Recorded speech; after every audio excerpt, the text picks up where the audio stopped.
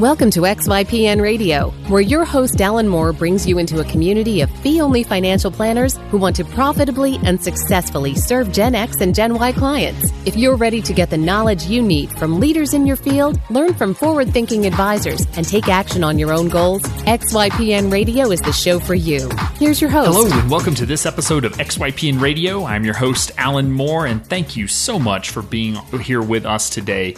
Today is an interview with Pam, the founder of Brunch and Budget, and a woman who is just absolutely crushing it at running her own firm and doing her own thing. I first met Pam last year at the XYPN 15 conference, and she and her then boyfriend, now husband, Dialect, had me on their podcast. And it was a ton of fun because it was a mix of hip hop and personal finance. So it was just a really fun experience to kind of get to know Pam. She started her fee-only firm as a way of honestly being able to serve her friends who just kept asking her questions about personal finance. And as you'll hear her talk about, ultimately a bunch of, hey, let's just go to brunch and talk about your money ended up turning into a business and a brand. And I have to say, it is one of the best brands I've seen because she gets to eat a lot of brunches, which is really exciting for her being based in New York City because there are plenty of places to eat. And so in this interview, Pam walks us through kind of her career path and what led her to launch her own firm. And then we jump into just covering a lot of different topics, including, various services that she offers, her unique pricing model, how she does financial planning. This episode is choked full of value bombs, so I know you're going to want to listen all the way through. And Pam is also just a really engaging guest, so this was just a ton of fun. You can access the show notes and additional resources that we mentioned in the episode at xyplanningnetwork.com/45. And also be sure to remember to join our VIP community at xyplanningnetwork.com/VIP. All right, here is my interview with Pam. Hey, Pam, welcome to the show. Thanks so much for being on. Thanks so much for having me. I'm so excited. So I always have to just say whenever things are going to sound just a little bit awkward because we, for the listeners out there, the beauty of podcasting is you have hiccups when it comes to technology. So Pam and I had about 15 minutes of recording and then the internet cut out and everything was lost. And so we're back again to rediscuss what we were already saying. That has gone into the ether. It was a moment in time, guys. It was a story that you'll never know. No, so I guess we'll just jump right in and kind of start where I love to hear how people get to where they are, because I was actually listening to a speaker recently that said, when you're in college, you always think that you have a linear path, that you take step A, then B, then C, and it's just this linear path throughout your career. And what I think we learned from every guest on the show is that none of us had linear careers. None of us are where we thought we were going to be when we were 18 or even a year ago. True. And so it's just fun to hear how people get into financial planning. So how did you kind of get your start? Where did your kind of passion for personal finance come from? Yeah, it came from a really unexpected place, actually. So I was 18. I decided to major in literature, much to the chagrin of my Asian parents. No, my mom was actually really supportive, and my dad was like, "What are you going to do with a degree in literature?" And the worst part is I honestly had no answer for him. I was like, "I don't know. I like reading books. Leave me alone." So I went in, I majored in literature, and I just needed a summer job. This was so random. I had worked in retail the summer before, and I was just like, I never want to do that again. So I started looking on Craigslist, and I found this listing for something called the Money Camp. And I was like, oh, I like working with kids. I've never been to camp, but I always heard camp was fun. Camp always sounds fun. So let me call her and see what's up. And so I called her up. She hired me. And I just got thrown in that summer into teaching week-long financial literacy camps for kids ages 10 to 12, and then teenagers ages 13 to 17. And I did 4 camps that first summer. And by the end of it, I was jealous of them. I was like, why did I not get this in school myself? Why am I only learning this now at 19, teaching these kids about it? And I just could not believe that it was like this light bulb for me where I was like, this is what's missing. This is what's been missing in our schools. Like the idea that I have to go into the world after college without ever having gotten this, unless I stumbled into something like Money Camp, is crazy. So I finished out my undergrad and I did get a literature degree. So I'm a proud holder of a College of Creative Studies literature degree from UC Santa Barbara. And then I needed to figure out what I wanted to do next. And honestly, after doing money camps for 3 summers and teaching kids, and I was teaching teachers how to do it too, I realized that I really wanted to understand what the whole financial world was actually about. And I knew I didn't have a background on it. I knew that teaching kids about it and whatever little knowledge that I had gotten from that wasn't enough. And so I decided to move from California to New York and cross my fingers and hopefully find someone who would take me in the financial services industry. I'd luckily made a few connections doing the teacher trainings with an advisor in New York who happened to have an operations assistant position open at his firm. It was a wealth management firm. They also sold insurance, which I didn't know anything about that at the time. I just knew that I wanted to work in finance in New York, whatever that looked like, right?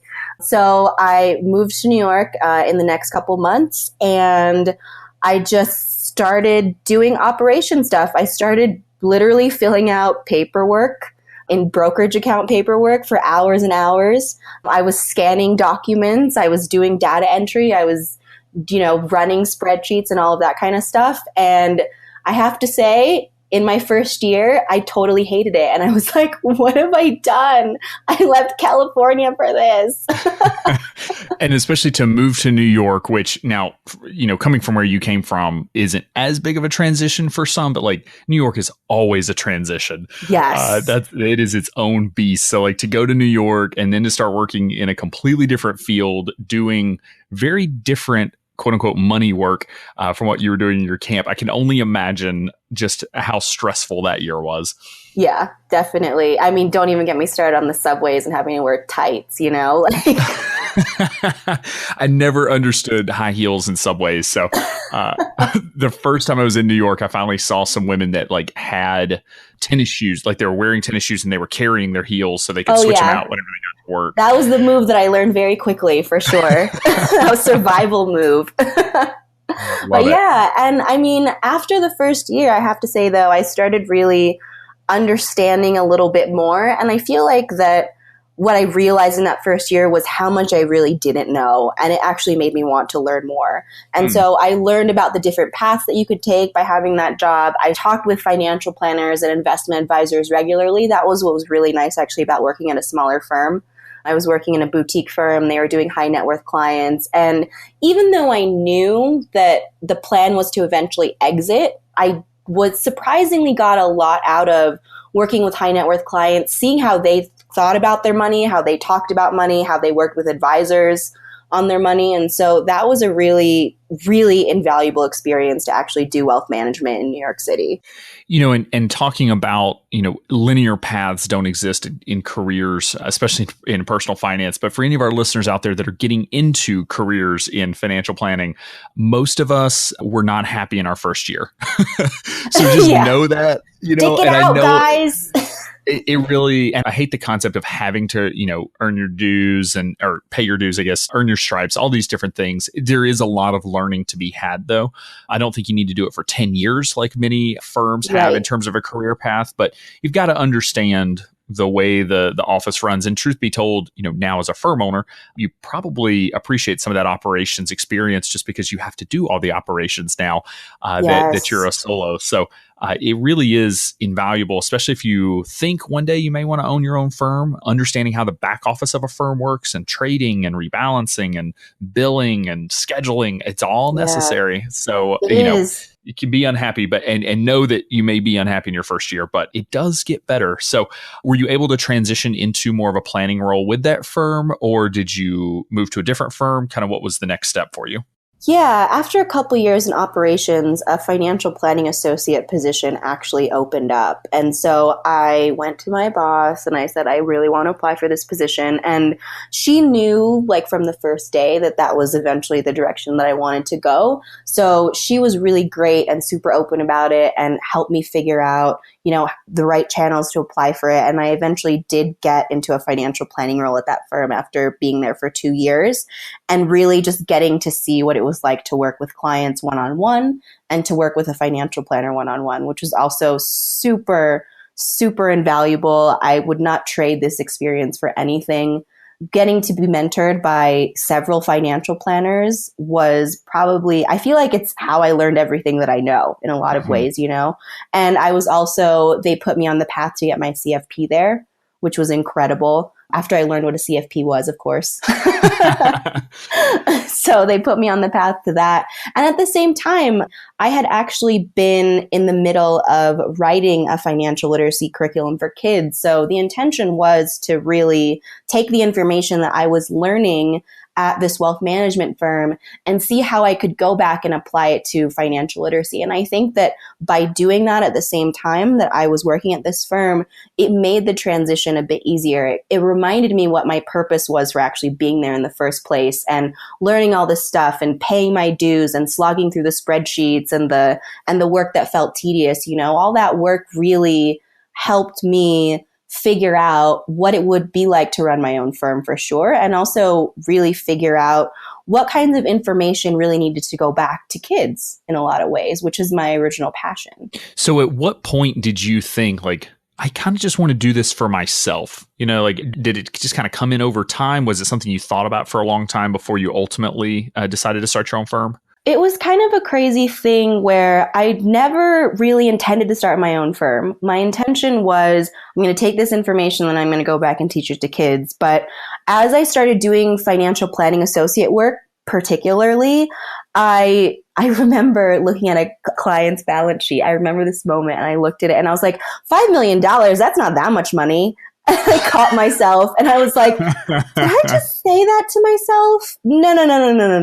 That is not okay.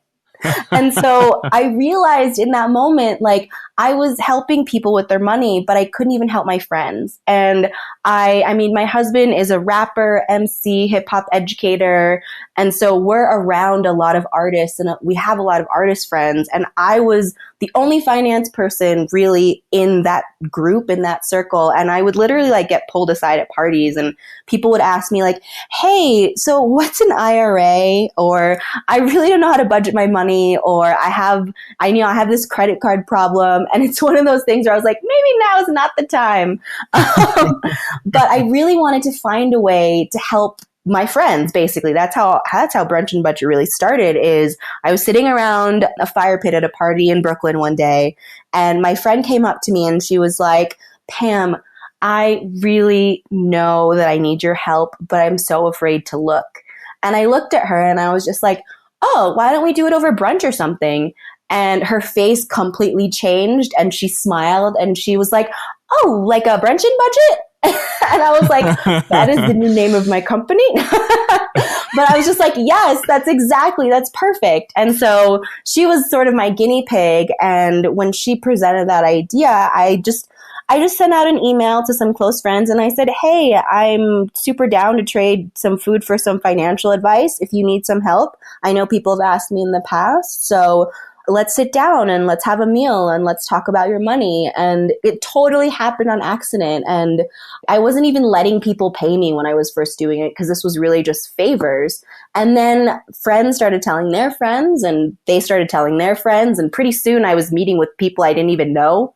I had one person who I met with who literally straight up asked me, can I please pay you for this? And I was just like, oh, maybe I have a thing. I love it. It's just so amazing how people get to where they are. And especially when it comes to money, we all kind of have these groups of friends that are asking us, especially as younger people, that are asking us questions about money. And truth be told, inside of most firms, I would argue most advisors can't answer the questions that we get at parties because they're pertaining to student loans and credit cards and things that are so outside the world of folks that actually deal with $5 million clients all the time. It's just a different conversation. And it's really hard. It's admittedly almost impossible to find a position inside of a firm where you say, I want to do the type of work that, Pam's doing with clients, but I want a job. It's just so hard to find these days. But, right now, hopefully that will change over time. But it's just more exciting, isn't it? It's just more fun to talk about those things than, okay, we're going to do we're going to work on your estate plan to be sure you don't have to pay an extra, $200,000 in estate taxes or whatever. I don't know. It just excites me. Yeah, I feel the same way. It feels so much more relevant to me. And I feel like that you're helping people in a really direct and immediate way. And you're helping people who really need it at the end of the day. Everyone needs financial help, but I feel like that I mean, that's why XY planning exists, right? There's this whole market that's just completely underserved and has been ignored for so long. And I feel like that we're filling the gap. And listeners may have heard me say this before, but imagine going to a doctor and you go to get a checkup and they, you weigh in and and before they even take you to the exam room, they go, you're actually overweight. Your BMI is a little high. So here's what we're going to do. You're going to go home and you're going to get healthy. And I need you to eat a little less, maybe exercise a little more. And whenever your BMI comes under, maybe 25, we'll talk and we'll see how we can help. And that's where personal finance has developed into, is that we only help rich people. We help people after they have already helped themselves. And then we wonder why what's wrong with personal finance. And the thing is, we can do so much with a 30-year-old in just helping them select their 401k investment, or just, increasing their savings rate 1% over their lifetime is huge. That's huge. Oh my gosh. We're so broken, but I'm so excited that we have so many great planners like yourself that are getting into this space, because again, I think it's just more fun. And I'm sick of people telling us that we can't get paid to do this work. Oh my God, it's so true. And just going back to what you said about like the jobs out there not existing, I bet in 5 to 10 years, they're going to exist. We're going to figure out how to make this profitable. Like I make money doing this. This is what I do full time. And I'm figuring out how to make it profitable. I just hired someone part-time. Like we're creating jobs. We're creating a new part of the industry that is going to be making money. And honestly, like with the clients that I work with, they are happy to pay. They totally understand the subscription model. They totally get that they're paying for financial advice. They totally get that there's value in this. And, it's one of those things where it's not so much convincing them as educating them that this service actually exists for them. Because at the end of the day, they have no context otherwise. And you're the first person they've ever talked to about money. Yeah. I mean, let's be honest. They went through high school. They didn't have any classes. They go to college. I remember thinking it was hilarious that I had to take a class that the Georgia constitutional education requirement, but I never took a financial class as a requirement. It was always really funny to see how that worked. And so they get out, they've got student loans, they've got a mortgage, and because they buy a house because they were told they were supposed to, or in your world with artists, they've got varied incomes, to say the least. And they're just looking for help, and they've never talked to anybody before. And so the only people they know were their friends that went and worked for Northwestern Mutual that call them to try to sell them a whole life policy, and like that's their context for what we do. So to your point, it just takes education to tell them what we even do. So did you start blogging before you launched your company? Isn't that right? Yes. Well, I'm just like a serial blogger in general. My friends always make fun of me because I always have like a new domain name for something. I'm like that girl that's like, oh, it's only $10. I'll buy it for domain names. I'm a domain name buyer.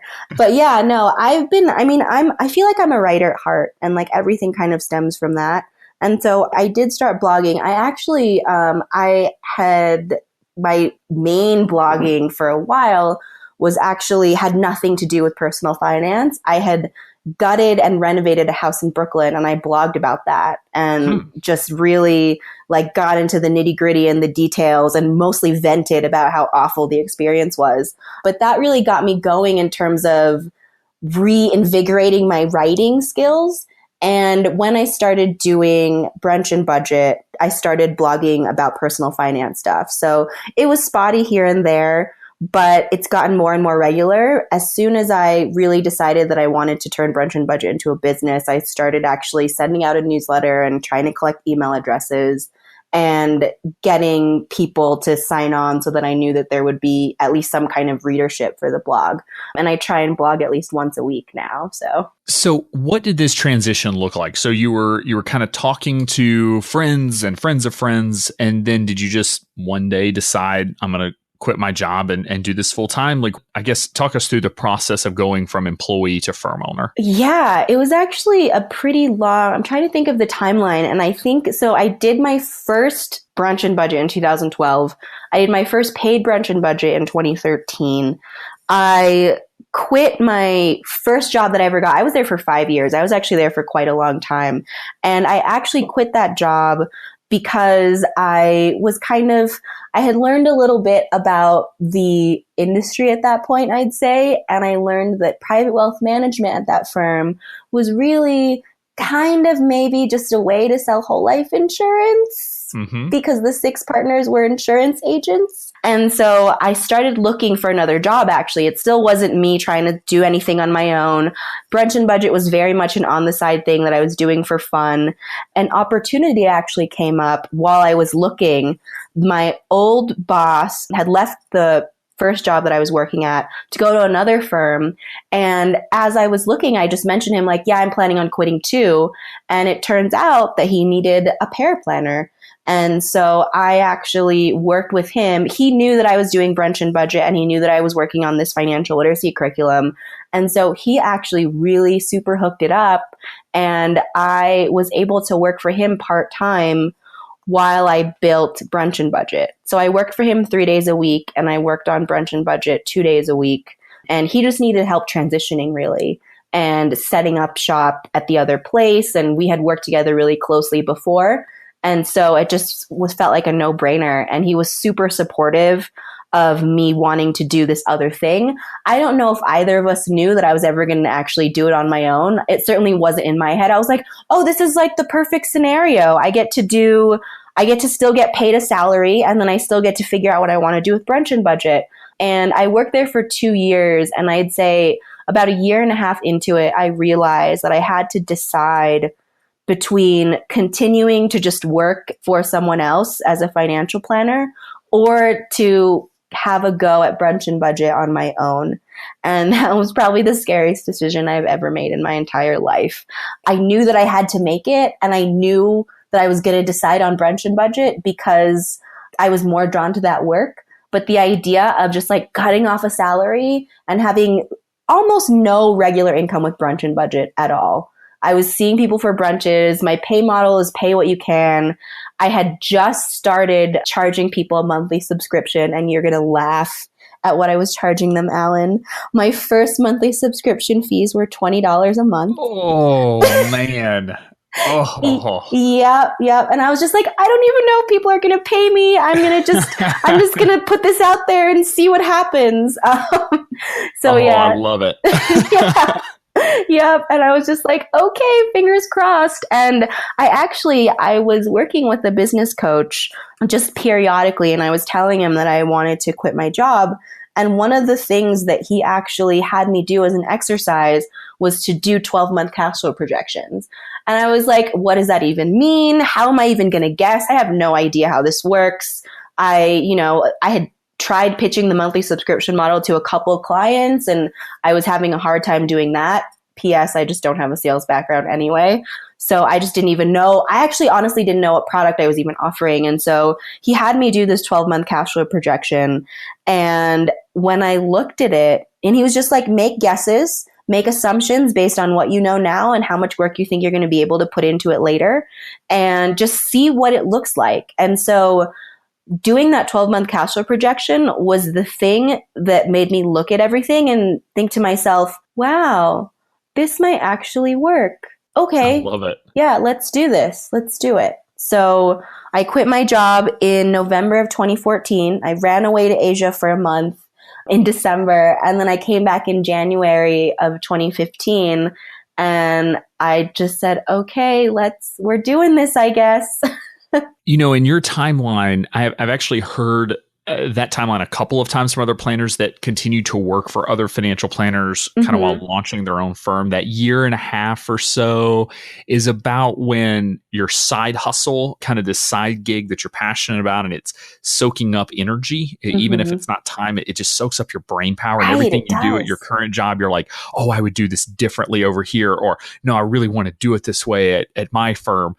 There kind of comes an inflection point where you just have to say, like, either I'm going to do it or I'm going to have to shut it down. And so for anybody out there kind of planning this out, a year to a year and a half is about what I've heard and kind of what I've seen. And truth be told, it was just over a year after we launched XY Planning Network that I had to sell my RIA because XY Planning Network was supposed to be a side hustle, and it ended up taking up so much time and energy that eventually you just get to a point where you have to choose, what it is that you want to do. So you launched, remind me, January, you said 2015? Yeah, that's when I went full-time Brunch and Budget. So do you literally eat brunch with every client? Are you literally eating brunch every day at this point? Oh man, I wish. I have to say though, there have been days where I've had 3 brunches in one day. Those are pretty good days. I can't complain. So the way that I actually, and the way that this has shaped itself organically is the brunch and budgets are more like prospecting meetings is how it is now. So people come in, they pay what they can, they book a time for brunch, they pick a place to eat, and we sit and we talk about their finances. I have them fill out a money questionnaire beforehand just so we have some background and we can have a productive conversation. No matter what happens at the end of that brunch, I'll send them a follow-up email. They'll get notes, they'll get next steps and things like that. But what I found is that it's a great way to provide value to someone, show them what it feels like to have financial planning happening in their lives. And then that's when I usually pitch my monthly services. So, and then after that, my monthly clients, I don't have brunch with them regularly, unfortunately, although I hope they're still eating good. But most of my work is done virtually. And so it's really the initial prospect meeting that is a brunch. And then if they're not in the New York area, then we'll actually just meet over video chat anyway. So I'm looking at your website right now because you've said now they pay what they can, which is a fascinating. There's actually a ton of research out there on the pay what you can movement. I guess we'll call it that. It just in terms of conferences and things like that that people actually tend to pay. So I'm looking at your website and you make it available for $50 all the way up to $250 in $50 increments that they can pay for your first meeting, or they can click other.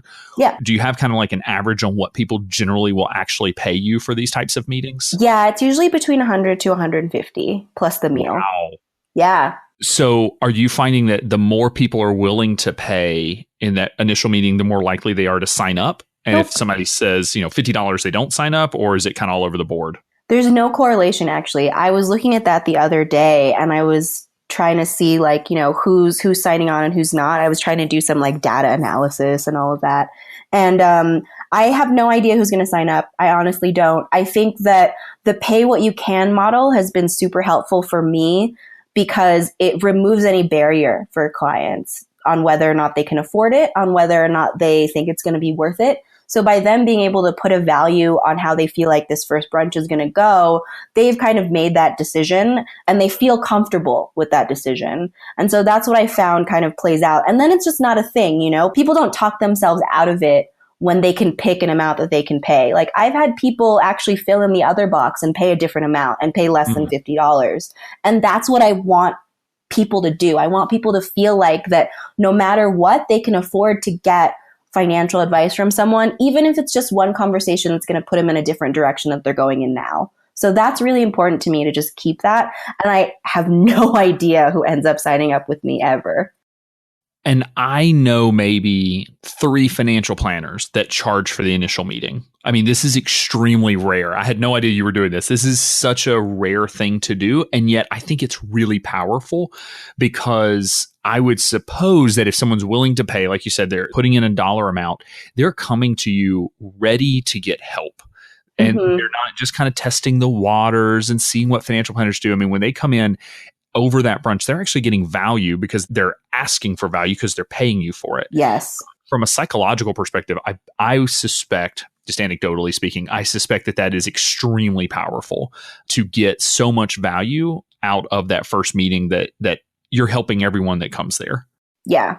Yeah. It's been really great. And actually, I'm glad you said that because I actually reverse engineered charging people. I wasn't charging people at first and people were canceling on me.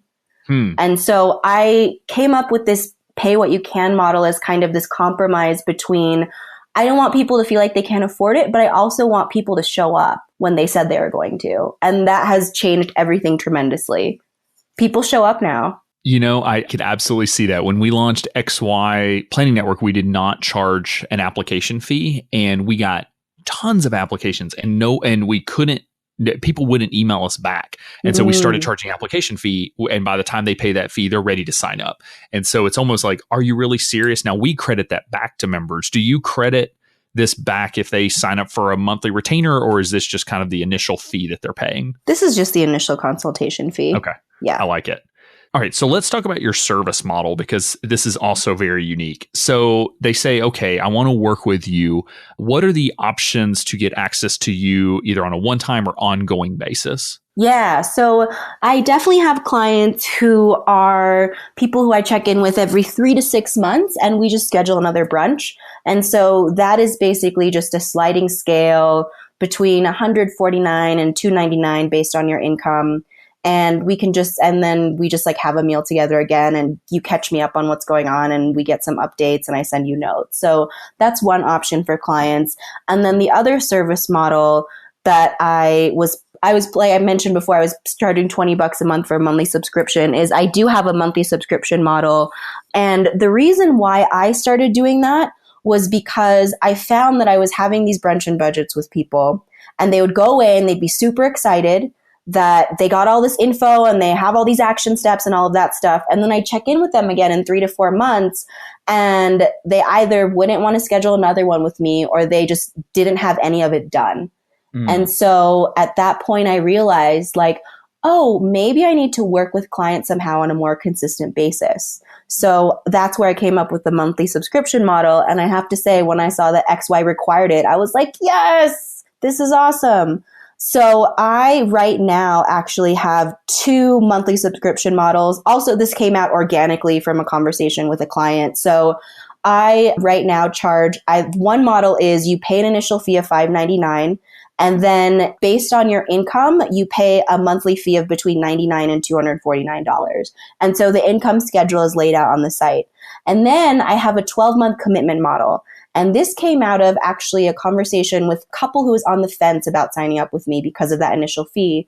And I offered them like, hey, if we spread out the fee over 12 months, are you willing to commit for a year? And they were like, okay, yeah, let's do it. And so I got them to commit for a year, and I said, oh, let me just test this out. Let me put this on the site as another option. And I have to say, so basically what I've done with the 12-month commitment is I've eliminated the initial fee, and I've spread it out over 12 months. So the monthly fee is $149 to $299 a month based on your income. And so basically it's at 600 divided by 12, so $50 a month extra. Yeah. So it really is just spread out, no added fees. No added fee, nothing like that. I just wanted to get them to choose this option. They wanted to commit, but they felt like they couldn't afford the upfront cost. And I have to say, most people end up choosing the 12-month commitment after this experience, after me putting this on the site. Clients will look at it, and one, it's not a question of yes or no, am I going to sign up for the service? It's a question of like, ooh, which version of the service am I going to sign up for? And it was really just like a very simple like numbers and rates thing. And the other thing too is when clients are ready to really commit, I've watched them talk it out out loud about which one they're picking, like while I'm sitting there with them. And a lot of them look at it and they're like, I can commit to this for 12 months. Let's do that. And the idea of committing to this for 12 months is really appealing to them also. And that was just an unexpected byproduct of wanting to help a client out. So what is your plan kind of after they're done with a 12-month commitment? Will it lapse back to that lower monthly, or they're committing to that same kind of higher monthly level going into year 2 as well? They're committing to that same level, but they can cancel any time after that. And the other thing too is clearly my rates have gone up from the $20 a month, and probably a year from now, they'll be different as well. And one of the things that I've done in this last year is I've raised rates with my first few clients that I had at the beginning of last year. So the thing is, I feel like that every year the rate's going to be revisited anyway. So it's not really going to be a question of like, do you keep it the same? Do we lower it? For the most part, it's going to stay the same and go up. So they're not feeling like, oh, we're actually locking in for our lifetime at this higher rate or anything like that. Yeah, exactly. So, all of your breakpoints are based on income. What made you decide to do income instead of net worth or assets or some other measure of complexity? What was it about income that you felt was the right fit for your target market? I mean, honestly, it was just like, it was the easiest. People know how much money they make every year. I know it's a little harder for freelancers, but we just look at their tax returns.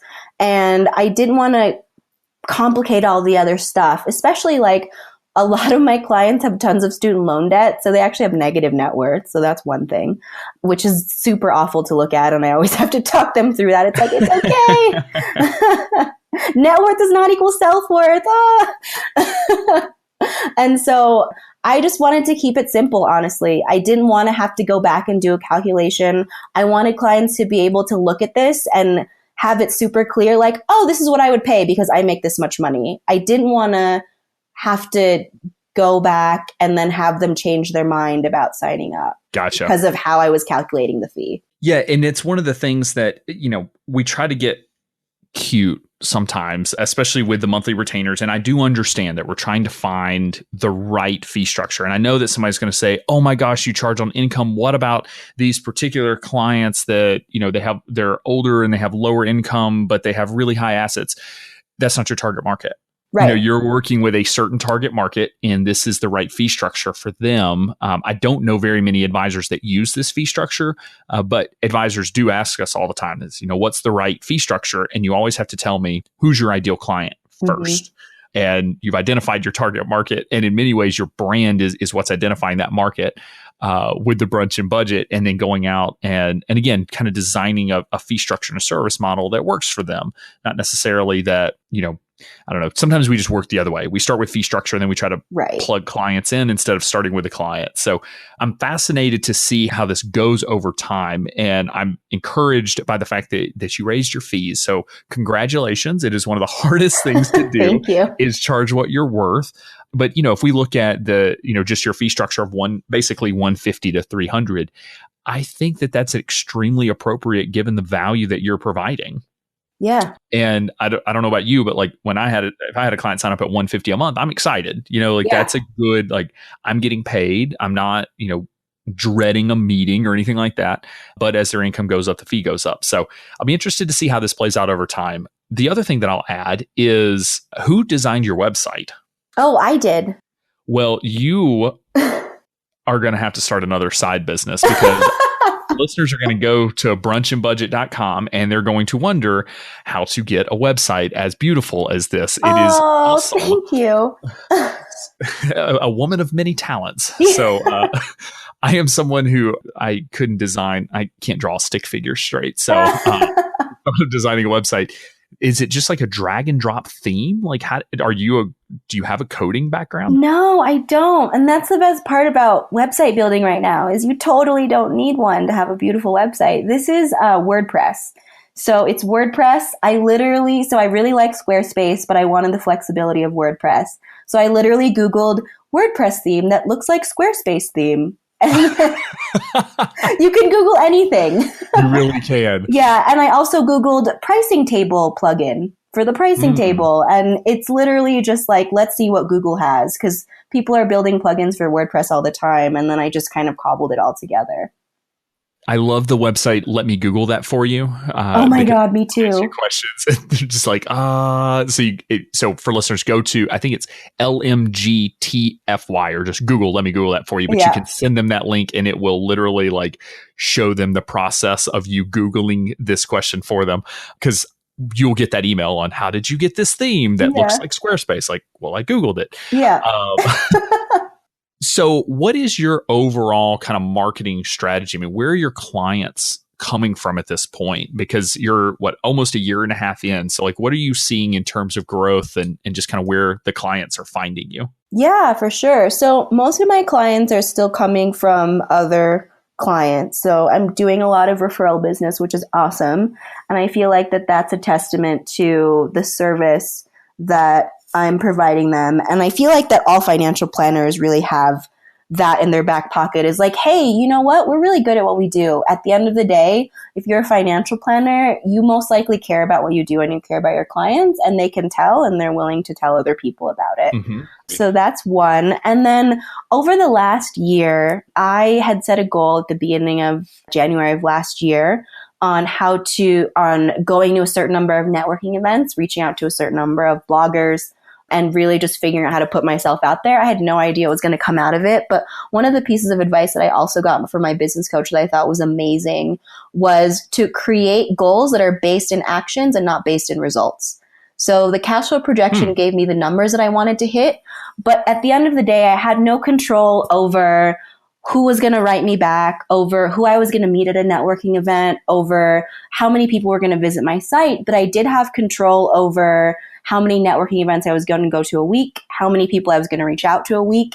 And so I set goals based on what I could do and what I had control over. So I said I wanted to go to at least 1 to 2 networking events a week. I wanted to reach out to at least 5 different blogs that I wanted to guest post on a week. And I just kind of started that cycle of let me find events, let me find bloggers, and really just see who took to it.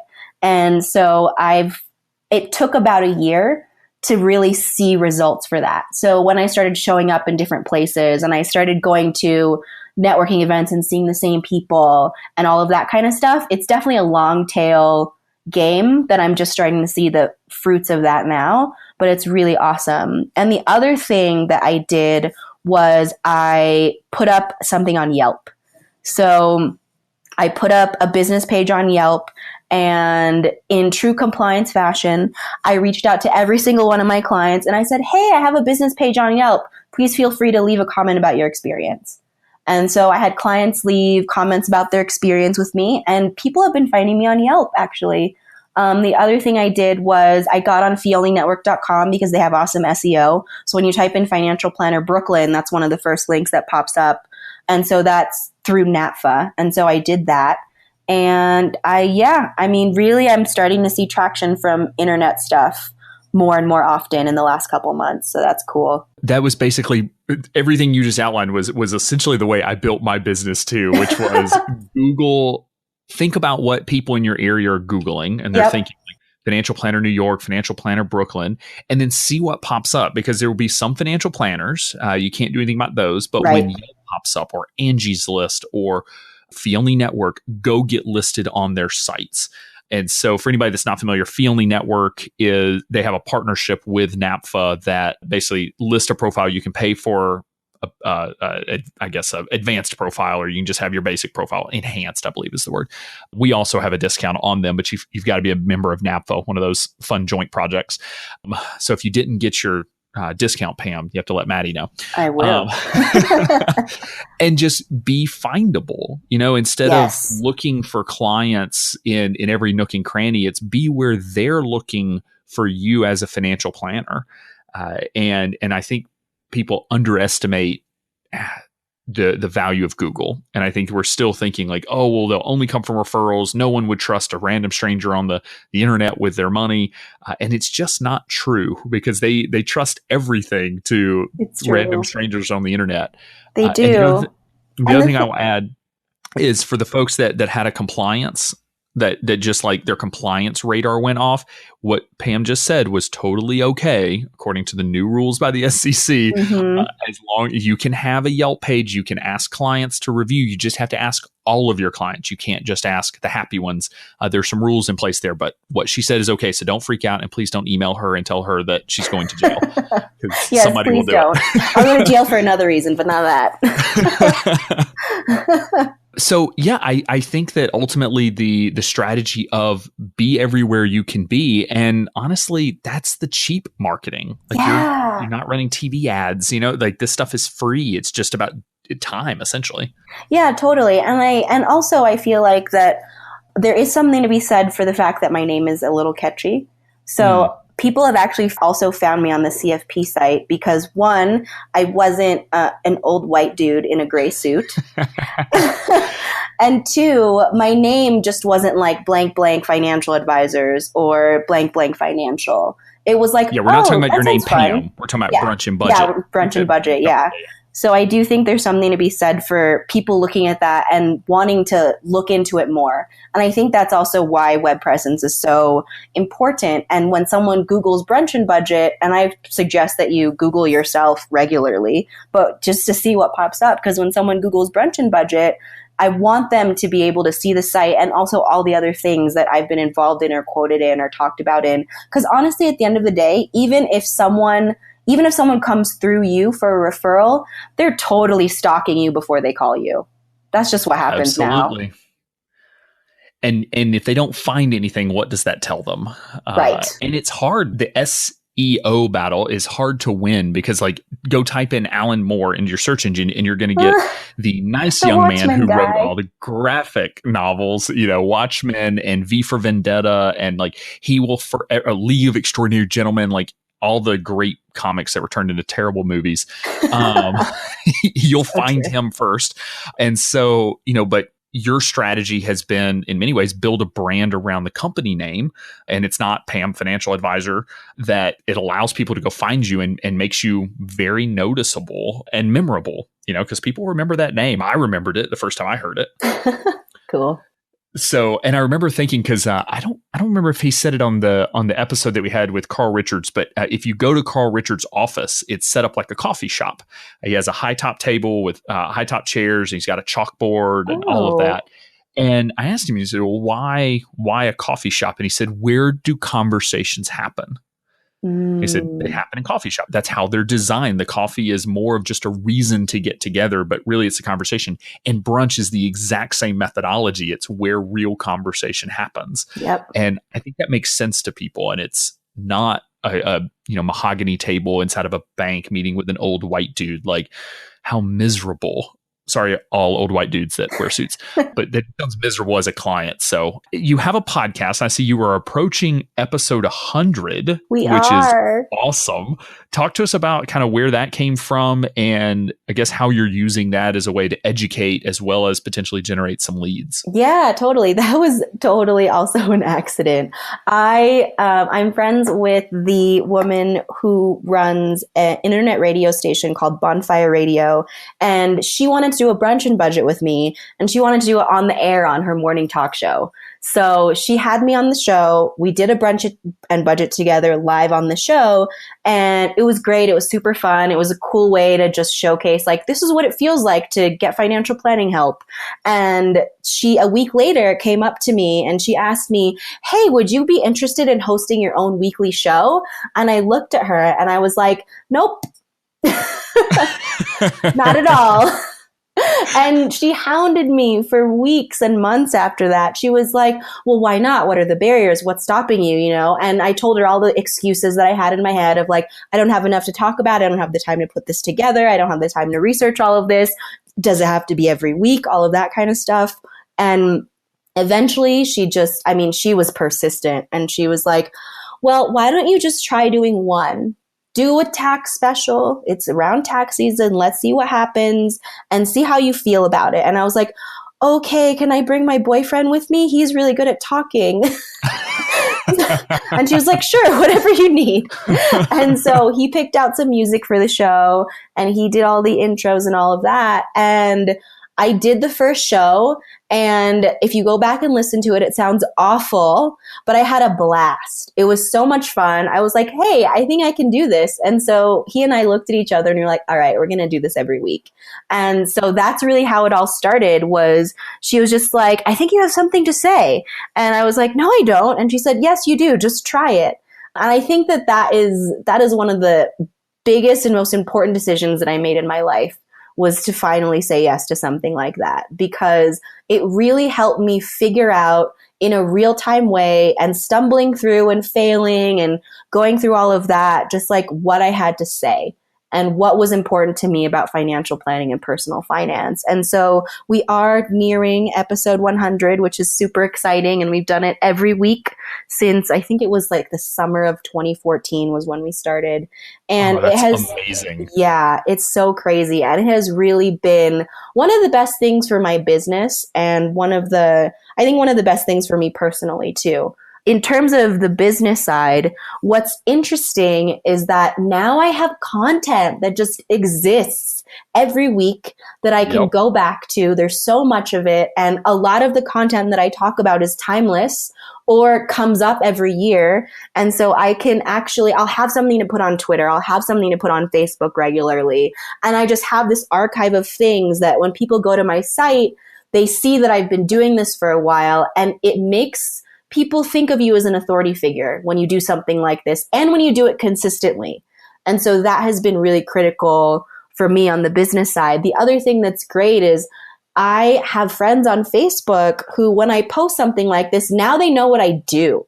So it's not me saying, right? It's not me saying like, hey guys, I'm a financial planner. What's up? Work with me. It's, hey, I have this podcast that I put out. Hey, here's what's going on this week on the podcast. And so it's this consistent thing and a consistent kind of soft marketing thing that makes it so I'm not in their face about signing up for my services, but just that like, hey, I'm still doing this. It's still a business that I'm working on, and I'm building up to becoming an authority on it. And I think that's one of the best things that has come out of this is friends who didn't know what I was doing are reaching out to me because they see that I'm still doing it. And then on the personal side, I just have to say, like, it made me like honestly just step out of my comfort zone in a way that I never thought that I would. I still hate hearing my voice, but I have to deal with it anyway, you know? No one likes how they sound on a recording. I'm going to hate re-listening to this probably, right? Like it's one of those things where I learned how to get over myself, and I learned that it doesn't have to be perfect. And I'm such a perfectionist in so many ways, and to have to just produce something on a regular basis has been so good for me personally, to just remind myself like, hey, you do have something to say. Hey, like this is a thing that's really important to you. And I always remember the story. I don't know if you know the story, Alan, about the 1,000 pots. I don't think so. There was this pottery teacher who divided her students into two groups. In one group, she said, Group A, you just have to make the best pot that you can possibly make and produce that by the end of the semester, and you pass. And for Group B, she said, Group B, you just have to create as many pots as you possibly can by the end of the semester, and you pass. And so at the end of the semester, she had everyone bring all of their pots, and she looked at Group A and she looked at Group B, and Group B not only had the most pots, but they had the best pots. Because it's not about making the perfect pot. It's about doing it over and over and practicing your skill and honing your skill and learning from that really makes you a master at what you're doing. And I think that that is so, so critical to us being financial planners and to us really, it's called a practice for a reason, right? It is. How did we wait till the very end to drop like the huge value bomb? You just covered so many amazing things. So I want to tell listeners, go back and listen to the last 10 minutes over and over and over, because there's so many things in there. I can't even begin to pick them out. But it really is just about getting outside your comfort zone, finding what works, trying new things. And you may do 10 episodes and decide it's not working for you, or you may try writing a blog, or you may try going to networking events, and at some point you decide, okay, I tried it. It's not working for me, or it has been working, but I'm ready to move on to something else. You can always do that. But just let yourself get outside of your comfort zone, because ultimately people want to hear from you. And I know it feels regurgitated. It feels regurgitated every time I do a podcast, and there's not even a lot of people in the advisor facing space. And it just feels like, oh, we're having the same conversations over and over and over. But ultimately, people want to hear from you, Pam. They want to hear from me, and they want to for whatever reason, connect with the message that we're talking about. And so even if you're saying the exact same thing that someone else is saying, they want to hear it from you. And I just think that's huge in terms of, like I said, marketing, explaining to people what you do. It's a great way to share on Facebook without it being a hard sell. Like all of those components are the reason that we're so big on content, whether it be blogging, or for those of us that are not gifted writers, podcasting may be the option. And there are other ways as well. So Pam, kind of as we're wrapping up, one last question for you. Mm-hmm. And if you could go back to, let's say, 22-year-old Pam that is graduating, getting into kind of personal finance, getting that first operations job, if there was one thing that you would go back and tell yourself, one thing you wish you had known, what do you think that one thing would be? Oh man, I was waiting for this question, Alan. I listen to your podcast. It's how I know. Some people are ready for it, some people aren't. Like I've listened to every episode, but they don't know the question's coming. If there was one thing that I could go back and tell my 22-year-old self, I think that it would be to relax a little bit.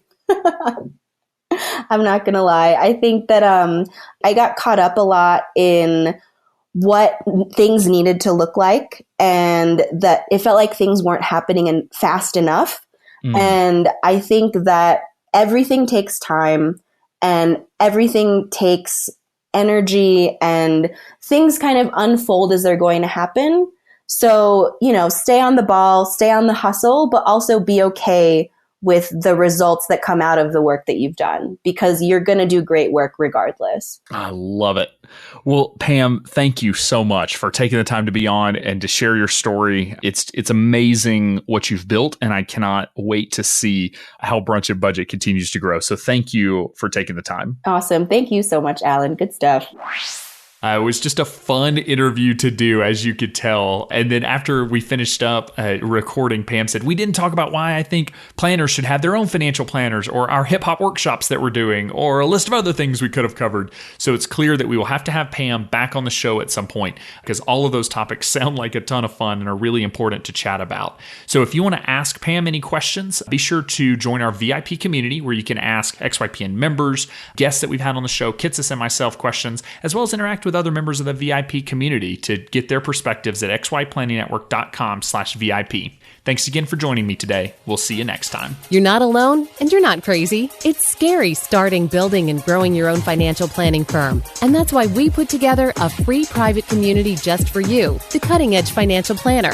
Go to xyplanningnetwork.com/VIP or text XYPN Radio to 33344 and join a network of thousands ready to change the lives of Gen X and Gen Y clients.